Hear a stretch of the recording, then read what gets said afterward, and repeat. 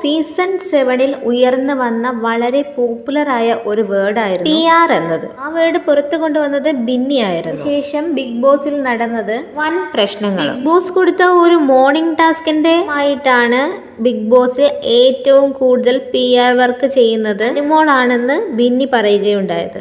16 ലക്ഷത്തിന്റെ PR വർക്കുകളാണ് അനുമോൾക്ക് വേണ്ടി പുറത്തു നടക്കുന്നതെന്നും ബിന്നി പറഞ്ഞു. ബോസ് പ്രേക്ഷകർ പിന്നെ അറിയുന്നതാണ് PR വർക്കിനെ പറ്റിയും PR ചെയ്യുന്നവരെ പറ്റിയും.